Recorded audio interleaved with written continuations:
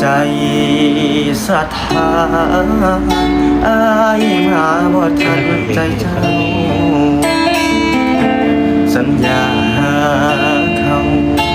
จบตอนน้องเข้าพาควันอายเปลี่ยนน้ำตาเข้ามาเป็นแขกช่วยงานสร้อยที่เตรียมมันออกมาเป็นของขวัญแทนใจหากบอกลาใส่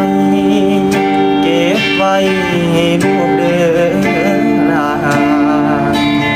บัดเขาใหญ่มาบอกว่า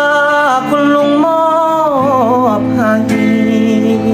อายเสียหักแล้วอย่าให้เสียความตั้งใจยิ้มรับของขวัญคนพายก่อนลาใจไปชั่วชีวิตสร้อยทองเส้นนี้บ่มีสิทธิ์เป็นของนั้นมอบเป็นของขวัญช่วยงานแล้วอายสิหนี้กระเป๋าหนึ่งใบกลับไปสู่งานอีกทีจากบ้านวันนี้ไอ้บ่มีน้องยืนส่งทางกดตะกร้าเด้อครับแม่ครับในช่วงนี้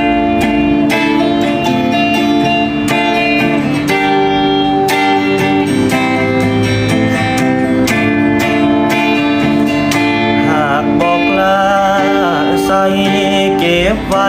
ให้ลูกเดินลาบัดเขาใหญ่มาบอกว่า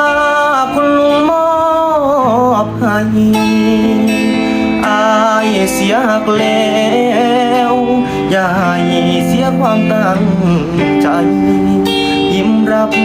ของขวัญคนไทยก่อนลาใจไปชั่วชีวิตสร้อยทองเส้นนี้บ่มีสิทธิ์เป็